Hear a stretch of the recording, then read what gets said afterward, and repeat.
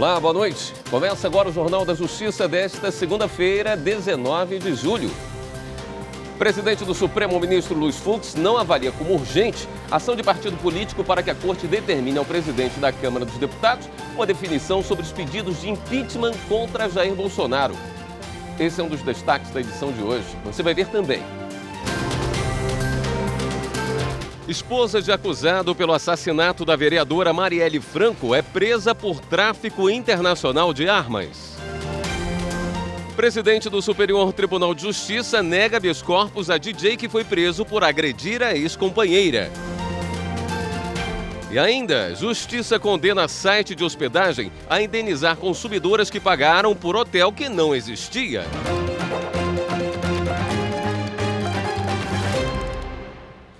Pedido de habeas corpus em favor do DJ Ives é negado pelo presidente do Superior Tribunal de Justiça. O presidente do STJ, ministro Humberto Martins, indeferiu liminarmente um habeas corpus que pedia a liberdade de Iverson de Souza Araújo, conhecido como DJ Ives. Ele foi preso no dia 14 pela Lei Maria da Penha, depois da divulgação de imagens onde ele aparece agredindo a ex-esposa, Pamela Holanda. O pedido não foi impetrado no STJ pela defesa do DJ Ives, mas por um perito judicial. No habeas corpus, ele alegou que o réu é primário, famoso, tem bons antecedentes e não iria atentar contra a vítima no curso do processo. Além disso, sustentou não ser possível a prisão preventiva em caso de violência doméstica sem o descumprimento de medida protetiva. Ao analisar o pedido, o presidente do STJ, ministro Humberto Martins, afirmou que o habeas corpus não traz documentos que demonstrem a real situação do processo e não é possível sequer saber se o tribunal de origem examinou as questões alegadas pelo perito. De acordo com Humberto Martins, a análise do pedido pelo tribunal neste momento poderia tumultuar o processo e acabar prejudicando a linha de trabalho dos advogados do DJ Ives. Com a decisão do presidente do STJ de indeferir o habeas corpus, o pedido foi arquivado. O presidente do Supremo, o ministro Luiz Fux, avaliou que o pedido para que a Corte determine ao presidente da Câmara, deputado Arthur Lira, a análise do impeachment contra o presidente Jair Bolsonaro não é urgente. Quem tem os detalhes é a repórter Viviane Novaes. O Partido Democrático Trabalhista pediu ao Supremo que o presidente da Câmara dos Deputados decida sobre o segmento ou arquivamento de denúncia em crime de responsabilidade num prazo razoável, como prevê a legislação. O presidente do STF, ministro Luiz Fux, durante o plantão judiciário, avaliou que esse pedido não é urgente e decidiu enviá-lo ao relator, o ministro Nunes Marques, para as medidas cabíveis. O governador de Mato Grosso, Mauro Mendes, entrou com uma ação no Supremo Tribunal Federal contra a emenda à Constituição Estadual que estabeleceu idade e tempo de contribuição diferenciados para oficiais de justiça avaliadores e policiais militares. Um dos argumentos da ação é que a Constituição Federal prevê critérios diferenciados para a concessão de aposentadoria a determinadas categorias, mas não autoriza o benefício para oficial de justiça avaliador ou servidor de perícia oficial e identificação técnica. O direito à aposentadoria especial, conforme a argumentação, expõe o trabalhador agente nocivo à saúde. Ainda segundo o governador de Mato Grosso, Mauro Mendes, a emenda constitucional do Estado não submeteu a categoria de oficial de justiça avaliador às regras de transição estabelecidas na reforma da Previdência. Outro ponto questionado por ele é a inclusão dos policiais militares no regime próprio de previdência social do Estado de Mato Grosso. Para Mauro Mendes, a situação contraria as regras gerais adotadas pela União sobre o assunto.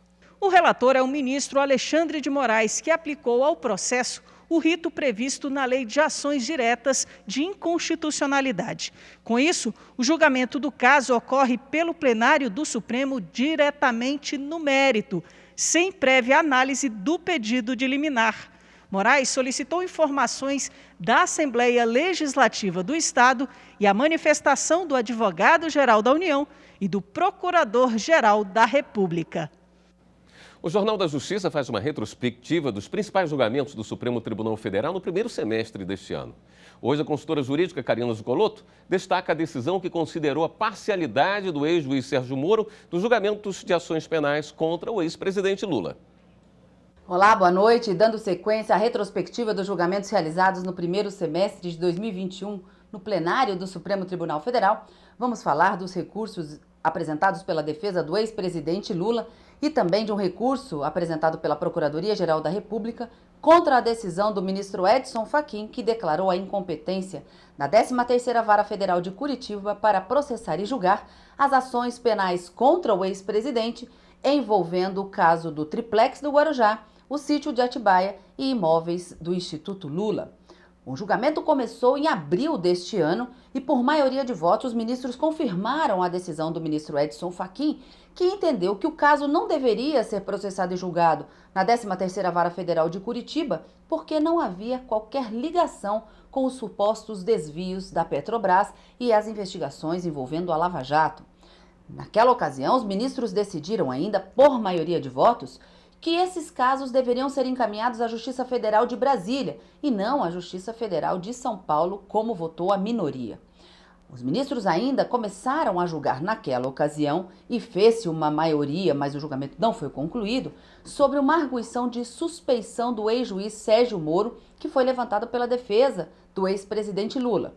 Esse julgamento foi concluído no finalzinho do mês de junho, no apagar das luzes deste primeiro semestre de 2021, ficando vencedor o voto do ministro Gilmar Mendes, que foi acompanhado pela maioria, para declarar a suspeição do ex-juiz Sérgio Moro para processar e julgar a ação no caso do triplex, e que posteriormente o ministro Gilmar Mendes acabou estendendo essa declaração de suspeição para as outras ações penais envolvendo o sítio de Atibaia e também os imóveis do Instituto Lula. Com essa decisão de declaração de suspeição, ficaram anulados todos os atos decisórios proferidos até aquele momento. Portanto, todos esses casos vêm para a Justiça Federal de Brasília e todos os atos decisórios foram anulados. Amanhã, no Jornal da Justiça, segunda edição, nós vamos falar sobre os julgamentos envolvendo medicamentos e a quebra de patentes no Brasil, inclusive dessas medicações. Não perca, amanhã a gente se vê. O Ministério da Saúde apresentou esclarecimentos ao Supremo em ação para que o governo federal estabeleça protocolo para o tratamento da Covid-19. A ação foi ajuizada pelo partido MDB. O partido MDB entrou com ação no Supremo Tribunal Federal em junho, pedindo que o Ministério da Saúde apresente um protocolo de tratamento médico ou de diretrizes terapêuticas para o enfrentamento da Covid-19. O partido alega a omissão do Ministério da Saúde e da CONITEC, a Comissão Nacional de Incorporação de Tecnologias no Sistema Único de Saúde. Também aponta violação por parte do governo federal aos preceitos fundamentais do direito à vida, da dignidade da pessoa humana, da segurança, da liberdade e da ordem econômica e financeira. Nos esclarecimentos encaminhados ao ministro Ricardo Lewandowski, relator da ação, o Ministério da Saúde afirma que a elaboração de diretrizes para o tratamento da Covid-19 foi solicitada à CONITEC em abril. Segundo o documento, considerando a gravidade dos pacientes que necessitam de internação hospitalar e para padronizar condutas médicas, a CONITEC priorizou as orientações sobre o uso de oxigênio, intubação e ventilação mecânica e recomendação sobre tratamento medicamentoso. O protocolo também destaca que, diante das evidências científicas atualmente disponíveis, alguns medicamentos testados não mostraram benefícios clínicos, tendo recomendação desfavorável ao uso, como a cloroquina e a ivermectina. A Comissão Nacional também salientou que as recomendações podem sofrer alterações conforme surjam novas evidências científicas nacionais e internacionais sobre o tratamento de pacientes com Covid-19. E no próximo bloco, a esposa de Rony Lessa, acusado pelo assassinato de Marielle Franco, é presa por tráfico internacional de armas. A gente volta já.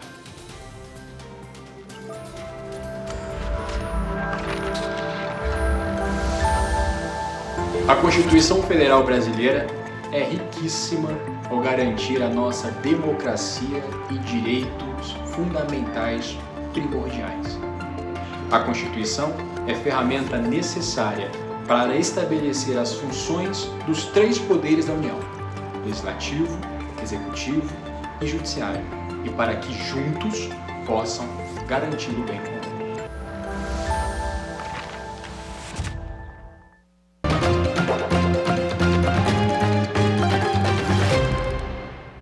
Justiça Federal decretou a prisão da mulher do policial reformado Rony Lessa, acusado pelo assassinato da vereadora Marielle Franco e do motorista Anderson Gomes em 2018. Elaine Lessa é acusada por tráfico internacional de armas. Elaine Lessa foi presa no último domingo no Rio de Janeiro. Essa é a segunda vez que ela é detida. A primeira foi sob a acusação de obstruir provas no processo do assassinato de Marielle Franco, há 2 anos. Segundo o Ministério Público Federal, ela e o marido, Rony Lessa, eram sócios de uma academia controlada por milícia. E este estabelecimento era destinatário final de uma encomenda suspeita apreendida pela Receita Federal no aeroporto do Galeão, no Rio, em 2017. No carregamento, havia 16 quebra-chamas para fuzil R-15, peça usada para ocultar as chamas decorrentes de disparos de armas de fogo, o que dificulta a identificação do atirador. A defesa de Elaine alega que o material apreendido com ela era para ser usado em arma de airsoft, um esporte de simulação de combates militares com uso de armas não letais. Ela foi encaminhada para o presídio José Frederico Marques, em Benfica, e deve ser transferida esta semana para o presídio feminino na cidade de Niterói. Rony Lessa também foi acusado pelo crime de tráfico internacional de armas. Ele segue preso preventivamente desde 2019, em unidade de segurança máxima, acusado de ser o autor dos disparos que mataram Marielle Franco e o motorista Anderson Gomes em março de 2018. O presidente do Superior Tribunal de Justiça, ministro Humberto Martins, negou pedido de liberdade ao acusado de integrar a facção criminosa Comando Vermelho no Acre. O homem está preso desde 4 de março na unidade penitenciária Manuel Nery da Silva. O Ministério Público do Acre pediu a prisão do acusado após a apreensão do celular dele em uma investigação. De acordo com o órgão, as informações coletadas no aparelho confirmaram o envolvimento com a organização criminosa e revelaram indícios de tráfico de drogas. O Tribunal de Justiça do Acre concluiu que a ordem de prisão emitida pelo juízo de primeiro grau foi devidamente fundamentada na demonstração dos indícios de materialidade e autoria de crimes, bem como na periculosidade do acusado. No habeas corpus impetrado no STJ, a defesa alegou que seria ilegal a manutenção da prisão preventiva, já que não estão presentes no caso os requisitos que autorizam a prisão cautelar, conforme o artigo 312 do Código de Processo Penal. Ao analisar o pedido de habeas corpus, o presidente da Corte, ministro Humberto Martins, assim como o Tribunal Estadual, também não verificou flagrante ilegalidade que justificasse o deferimento da liminar. Segundo ele, como o pedido se confunde com o próprio mérito do habeas corpus, caberá ao colegiado competente, a 6ª turma do tribunal, a análise do caso. A relatoria do ministro Rogério Schietti Cruz. Ao negar a liminar, o ministro Humberto Martins determinou a solicitação de informações ao tribunal de origem e a abertura de vista ao Ministério Público Federal para parecer. A Justiça Federal autorizou a Operação Irmãos Metralha de combate ao tráfico internacional de drogas no aeroporto de Guarulhos, na Grande São Paulo. Pelo menos 100 quilos de drogas já foram apreendidos. Ao todo, foram cumpridos 11 mandados de prisão e 11 de busca e apreensão. Uma grande quantidade de drogas foi encontrada. As investigações foram iniciadas com outra operação, denominada Área Restrita 2, que foi deflagrada em maio deste ano. Na época, foram cumpridos 90 mandados judiciais, sendo 34 de prisão cautelar. As investigações apontaram que houve o envio de cerca de 100 quilos de cocaína para a Alemanha e para a Holanda em menos de 50 dias, entre fevereiro e abril. O nome da Operação Irmãos Metralha faz referência a 2 irmãos que trabalhavam como motoristas da quadrilha. Eles simulavam serem motoristas de aplicativo. E o STJ também decidiu que plano de saúde não é obrigado a cobrir medicamento para uso domiciliar, salvo nas exceções legais. O colegiado entendeu que o fornecimento de medicamento para uso domiciliar não está entre as obrigações legais mínimas das operadoras de planos de saúde, salvo os antineoplásicos orais e correlacionados, a medicação aplicada em home care e os produtos listados pela Agência Nacional de Saúde como de fornecimento obrigatório. A decisão teve origem em ação ajuizada por um aposentado com o objetivo de obrigar o plano de saúde a custear tratamento domiciliar com o remédio Tamafides Vindáquil, registrado na Agência Nacional de Vigilância Sanitária. O autor da ação alegou que o fato de o fármaco não ser ministrado em ambiente ambulatorial, mas em casa, não bastaria para isentar o plano da obrigação de fornecê-lo e que tal recusa afrontaria o Código de Defesa do Consumidor. Negado em primeira instância, o pedido foi concedido pelo Tribunal de Justiça de São Paulo. No recurso ao STJ, a operadora invocou a Lei dos Planos de Saúde para afastar a obrigação de fornecer o medicamento. No julgamento, o ministro Luiz Felipe Salomão, relator do caso, afirmou que, apesar da proteção conferida à saúde pela Constituição, não se pode transferir irrestritamente o atendimento desse direito fundamental ao setor privado, que deve atuar apenas em caráter complementar. O ministro observou ainda que o medicamento de alto custo em questão não figura entre os neoplásicos orais e correlacionados, nem os de medicação assistida ou home care, e tampouco integra o rol de medicamentos de fornecimento obrigatório da ANS. O ministro mencionou também precedente de abril deste ano, em que a terceira turma, por unanimidade, considerou lícita a exclusão na saúde suplementar do fornecimento de medicamentos para tratamento domiciliar, salvo as exceções previstas na Lei dos Planos de Saúde. A Vara de Curatelas de Porto Alegre está aberta a receber novos currículos de médicos interessados em realizar perícias na área de saúde mental em processos de interdição. Os profissionais são nomeados em demandas nas quais é necessária a prova pericial e a atuação pode ser remunerada pelas partes ou pelo Tribunal de Justiça, dependendo das condições econômicas dos envolvidos.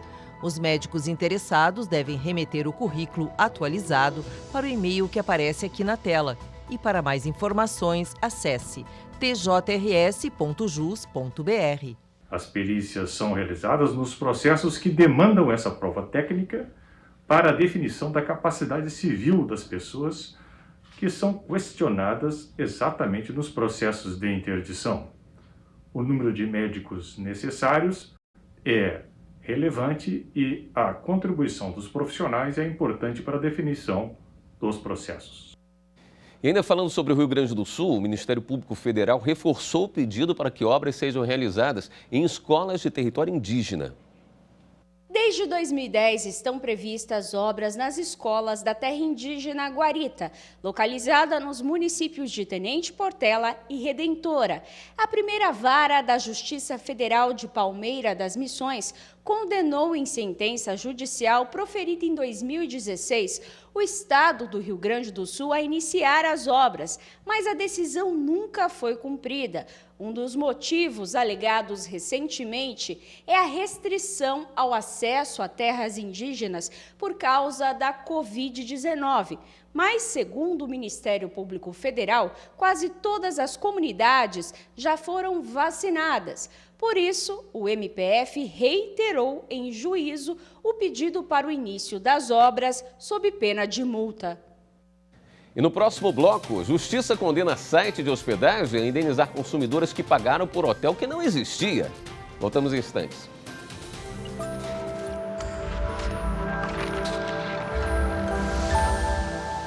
Aquele Brasil que existia no processo constituinte é totalmente diferente do Brasil que a gente tem hoje, graças à nossa Constituição. Claro, ainda temos muito a crescer, nós temos muito a melhorar, mas não podemos dizer que temos um país totalmente diferente após a promulgação da Constituição Federal de 88.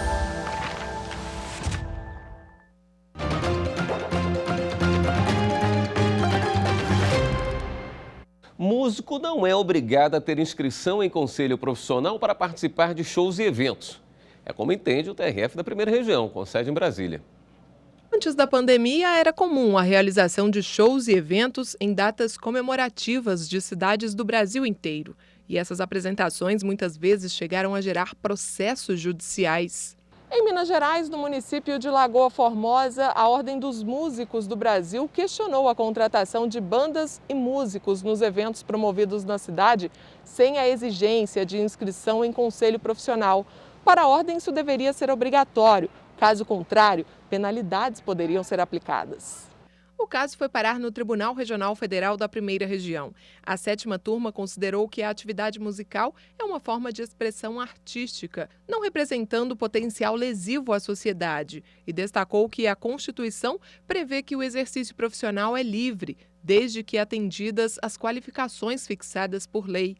O colegiado acrescentou que a lei que criou a Ordem dos Músicos tornou o registro obrigatório apenas quando o desempenho das atividades exige nível superior e capacitação técnica, o que ocorre para quem vai exercer as funções de magistério, regência e atuação em orquestras.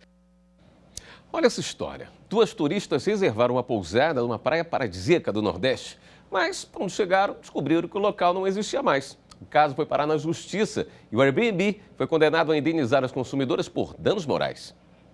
As turistas viajaram para um dos locais mais procurados do país pela beleza das dunas e praias, Jericoacoara, no Ceará. A reserva de R$ 600 numa pousada foi feita pela plataforma de hospedagens Airbnb. Mas quando elas chegaram ao destino, a surpresa, a pousada não existia mais. As consumidoras pediram um cancelamento da reserva e receberam de reembolso apenas R$ 180. Aí decidiram entrar na justiça. E a Vara Única da Comarca de Guaraciaba Norte, no Ceará, entendeu que houve falha na prestação do serviço. Na decisão, a juíza Juliana Lopes escreveu: é conhecimento de todos que o que se espera de uma viagem de lazer é que tudo ocorra sem sofrimento ou humilhação e sem grandes imprevistos. Este é o principal motivo que justifica a realização de reservas de hospedagens, como no presente caso. Portanto, a frustração e os transtornos sofridos pelas requerentes ultrapassam os meros dissabores, restando presentes todos os requisitos exigidos para a reparação do dano moral. A juíza condenou o Airbnb a pagar uma indenização de R$ 3.000 para cada consumidora. A plataforma de hospedagens também deve pagar R$ 420 pelo valor não reembolsado, com correção e juros de mora. A decisão ainda cabe recurso. E uma última notícia. O ministro Alexandre de Moraes enviou para a Procuradoria-Geral da República o termo de declaração do deputado Daniel Silveira, registrado pelo escrivão de polícia. Agora a PGR tem que se manifestar. Na sexta-feira, a polícia informou ao STF que, após os fatos narrados pelo parlamentar, será realizada uma perícia criminal para verificar as condições da tornozeleira eletrônica do deputado federal. Silveira disse não haver relutância da parte dele em cumprir as regras relacionadas à prisão domiciliar. Ele está preso desde 24 de junho por violar o uso da tornozeleira. Esta edição do Jornal da Justiça fica por aqui. Uma boa noite para você. Até amanhã.